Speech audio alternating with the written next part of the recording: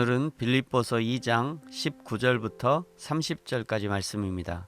제목은 디모데와 에바브로디도. 내가 디모데를 속히 너희에게 보내기를 주 안에서 바람은 너희의 사정을 알므로 안위를 받으려 함이니, 이는 뜻을 같이하여 너희 사정을 진실히 생각하는 자가 이밖에 내게 없음이라. 그들이 다 자기 일을 구하고 그리스도 예수의 일을 구하지 아니하되 디모데의 연단을 너희가 아나니, 자식이 아버지에게 함같이 나와 함께 복음을 위하여 수고하였느니라. 그러므로 내가 내 일이 어떻게 될지를 보아서 곧 이 사람을 보내기를 바라고 나도 속히 가게 될 것을 주 안에서 확신하노라. 그러나 에바브로디도를 너희에게 보내는 것이 필요한 줄로 생각하노니, 그는 나의 형제요 함께 수고하고 함께 군사된 자요 너희 사자로 내가 쓸 것을 돕는 자라. 그가 너희 무리를 간절히 사모하고 자기가 병든 것을 너희가 들은 줄을 알고 심히 근심한지라. 그가 병들어 죽게 되었으나 하나님이 그를 긍휼히 여기셨고, 그뿐 아니라 또 나를 긍휼히 여기사 내 근심 위에 근심을 면하게 하셨느니라. 그러므로 내가 더욱 급히 그를 보낸 것은 너희로 그를 다시 보고 기뻐하게 하며 내 근심도 덜려 함이니라. 이러므로 너희가 주 안에서 모든 기쁨으로 그를 영접하고 또 이와 같은 자들을 존귀히 여기라. 그가 그리스도의 일을 위하여 죽기에 이르러도 자기 목숨을 돌보지 아니한 것은 나를 섬기는 너희의 일에 부족함을 채우려 함이니라. 아멘. 교회 내에서 권면을 할 때, 위로가 필요할 때, 교제를 할 때, 긍휼과 자비를 베풀 때 한 마음 한 뜻으로 하고 다툼이나 허영으로 하지 말아라. 그리스도 예수의 마음을 품고 섬겨라. 권면했던 바울이 19절부터는 두 사람의 사역자를 언급합니다. 먼저 교회 생활을 언급한 후 사역자를 언급한 이유는 그만큼 교회 내에서 사역자의 권위가 서지 않고 사역자의 권면이 잘 통하지 않았다는 것을 반증하는 것입니다. 빌립보 교회는 바울이 2차 전도 여행 때 빌립보 지역에서 자주색 옷감 장사 루디아를 전도하면서 개척된 교회였습니다. 그러니 빌립보 교회에서 바울의 영향력은 막강했을 것입니다.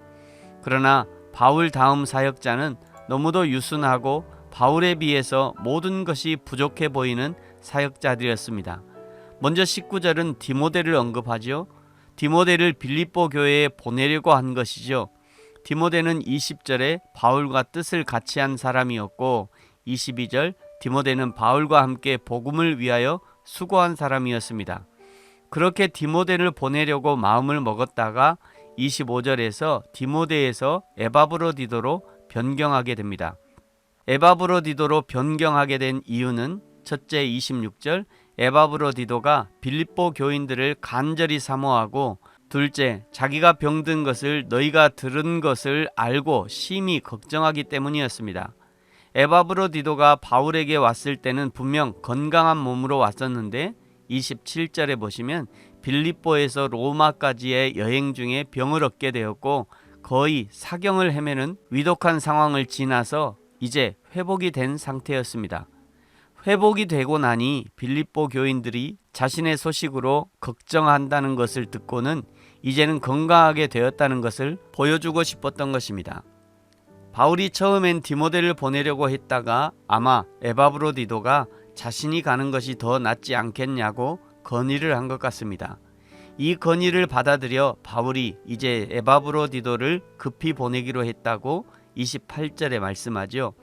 그러면서 빌립보 교인들에게 에바브로디도를 부탁하는 내용이 29절입니다. 29절 이러므로 너희가 주 안에서 모든 기쁨으로 그를 영접하고 또 이와 같은 자들을 존귀히 여기라. 첫 번째는 모든 기쁨으로 그를 영접하라는 것입니다. 이 말을 볼 때 이전에는 에바브로디도를 기쁨으로 영접하지 못했다는 것을 짐작해 볼 수 있죠. 왜 에바브로디도에 대해서 기쁨으로 영접하지 못했을까? 빌립보 교회를 개척한 개척자인 바울에 비해서 너무도 부족함을 느꼈기 때문일 것입니다.